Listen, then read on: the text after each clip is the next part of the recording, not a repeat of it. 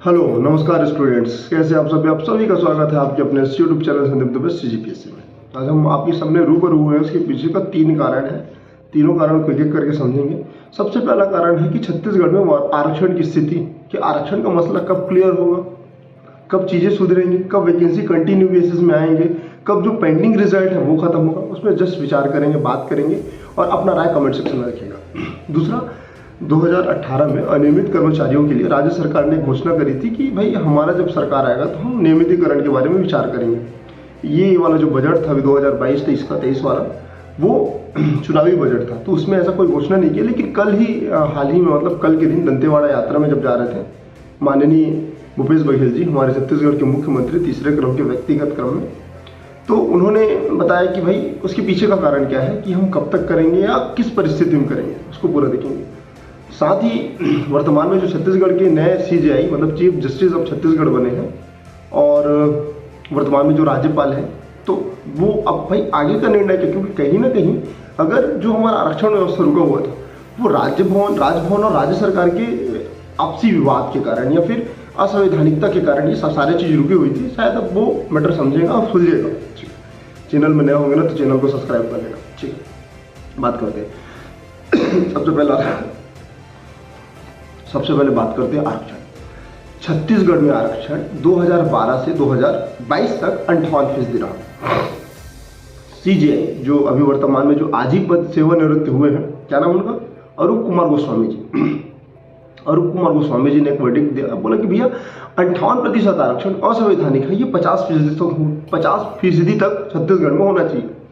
चूंकि राज्य सरकार के अकॉर्डिंग छत्तीसगढ़ की जो जनसंख्या है वो अधिकांशतः जनजाति वाला प्रदेश है, पहला चीज। दूसरा, OBC से ज़्यादा, मतलब जनसंख्या की बात में OBC की जनसंख्या ज़्यादा है, तो आरक्षण भाई 58 नहीं होके ना 50 होके 76 होना चाहिए। विधानसभा में पारित भी हुआ, अच्छे से पारित हुआ, लेकिन विधेयक बनने से पहले, कानून बनने से पहले राज्यपाल के पास वो स्वीकृति के लिए जाता है।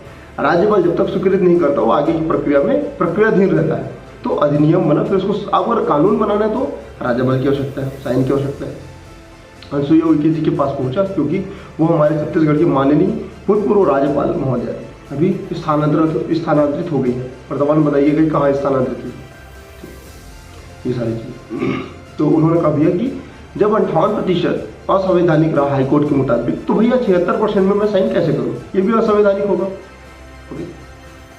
इसी कारण पूरा आरक्षण व्यवस्था टिक गया, रुक गया। न रिजल्ट आ रहा है, ना नया पोस्ट आ रहा है। जो रिजल्ट आ सकता था वो भी रुक गया, जिसमें लोगों को उम्मीद थी वो भी खत्म हो गया। एग्जाम हो रहा है लेकिन रिजल्ट नहीं आएंगे, नए पोस्ट रुके हुए वो पोस्ट नहीं आएंगे। लोग तैयारी में कंटिन्यूटी बना कर रखे हैं। बस एक चीज़ निवेदन है कि तैयारी को बिल्कुल भी स्टॉप मत करना। CGSI का एग्जाम हुआ, रिजल्ट आया, मेंस होगा, लेकिन बिना आरक्षण रोस्टर की सारी चीज़ें क्लियर नहीं होंगी। तो आरक्षण रोस्टर को क्लियर करे राज्य सरकार। अगर ऐसा हो रहा है कि 76% असंवैधानिक जा रही है या फिर असंवैधानिक तो 58 भी है, तो संविधान के अनुसार जो भी है आरक्षण उसको लागू करें। या उतना भी नहीं हो रहा है तो 58% को भी लागू कर दे। ये मेरा व्यक्तिगत मानना है, ताकि जो आरक्षण के कारण जो भर्तियां रुकी हुई है ना वो क्लियर हो जाए। क्योंकि भर्तियां रुकी हुई हैं तो कहीं नहीं कि नुकसान किसको है पता, राज्य सरकार को तो एक जगह है ही, लेकिन उससे लाख गुना नुकसान है हमारे और आप जैसे विद्यार्थियों का, जो अपने 5-6 साल लगातार मेहनत करने के बाद जब हमको लगता है कि हमारा तैयारी अच्छे से हो गया है, कि अब हमसे एग्जाम निकलने वाला है, तो पोस्ट ही नहीं आ रहा है। तो इस अकॉर्डिंग से, इस तरीके के या इस अनुसार से मैं बोलूँगा कि राज्य सरकार अगर 58% में भी आरक्षण को रोकते हैं या जितना परसेंट लाए जो किसी के प्रति अहित ना करे, ठीक, मतलब हित में हो, संविधान के अनुरूप हो, तो वो आरक्षण पास करके ये मसला को कंप्लीट क्लियर करें। ठीक, दूसरा मुद्दा है कि अनियमित कर्मचारियों के बारे में। तो 2018 में घोषणा हुआ था जितना भी अनियमित कर्मचारी हैं वो क्या है, नियमितीकरण की ओर आगे बढ़ेंगे, हम लोग वादा करते हैं।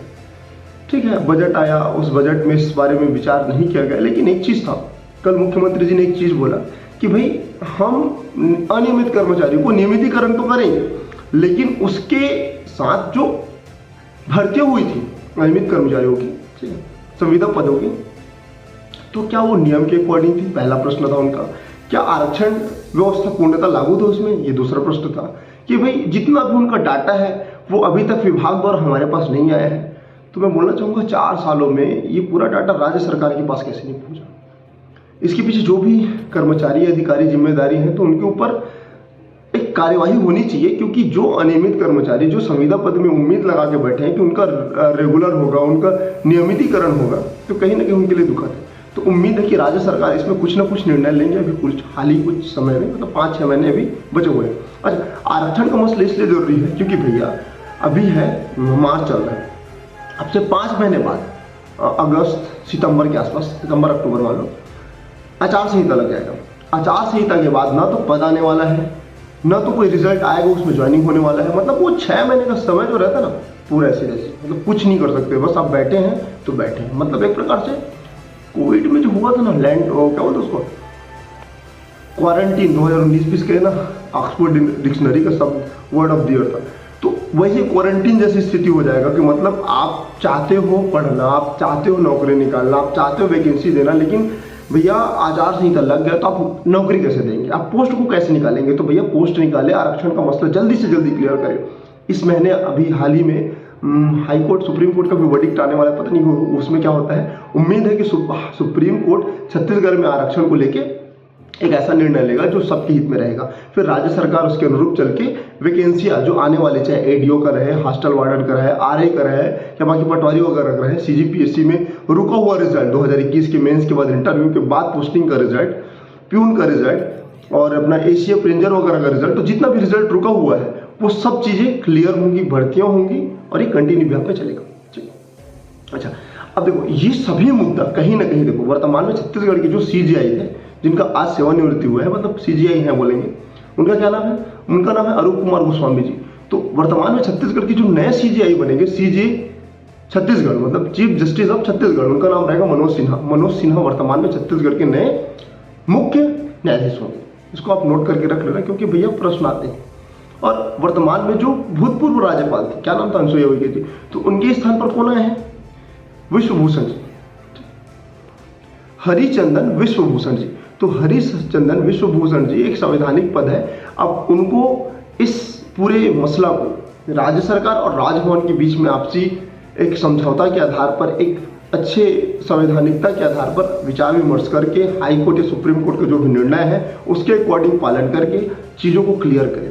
अब सभी विद्यार्थीगण से ही निवेदन है कि इस मसले को आप व्यक्तिगत ना लेके एक सामाजिक रूप से ले और एक साथ आगे बढ़ने का प्रयास करें, क्योंकि वैकेंसी नहीं ना तो पढ़ाई का महत्व तो कम हो जाएगा दोस्त।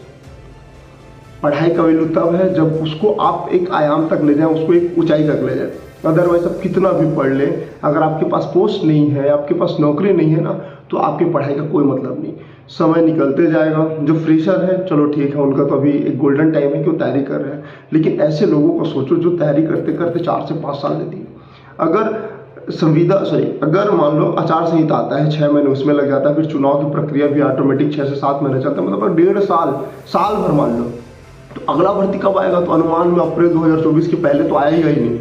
तो ये जितना साल भर का जो समय है ना भाई, कितनों को क्या करने के लिए मजबूर कर देगा। फ्रस्ट्रेशन, माइंडसेट खराब, डिप्रेशन, ये बहुत सारे स्ट्रेस, ये सब सारी बीमारियों का ना उद्भव होगा। ये सबसे लोगों को बचाने के लिए एकमात्र उपाय है पढ़ाई जो कर रहे हैं। देखो ऐसा नहीं बोल रहा हूँ कि कल आरक्षण का मसला क्लियर हो जाएगा, सबके नौकरी मिले, सबको नौकरी मिलेगा, कुछ तो मिलेगा, कुछ तो नए रोजगार जनरेट होंगे। जो कंटिन्यू बेसिस में जिनका रिटायरमेंट हो रहा है वो जगह तो खाली होते जा रहा होगा ना, तो वहाँ तो नया भर्तियाँ आने की उम्मीद है, वहाँ तो नए लोग आएंगे, मेन पावर जनरेट होगा भाई, कौशलता बढ़ेगी, स्किल्सनेस बढ़ेगा, पढ़ाई का एक व्यवहार में और एक नॉलेज में दोनों की समग्रता के साथ उपयोग होगा। तो ये सारी चीज़ों के लिए वैकेंसी है। राज्य सरकार से अनुरोध है, राजभवन से अनुरोध है, विद्यार्थी गणों से अनुरोध है कि कृपया करके इस मसले पर अपना उचित राय रखें और सपोर्ट करें हमारा। और जहाँ बस लगता है कि कुछ सही बोला वो बिल्कुल लाइक करें, गलत लगे तो बिल्कुल कमेंट करें ताकि चीज़ों को मैं सुधार सकूँ। और उम्मीद है ये वीडियो आपको अच्छा लगा होगा, दोस्तों के साथ शेयर करके चैनल को सब्सक्राइब करें। मिलते अगले वीडियो तक के लिए जय हिंद।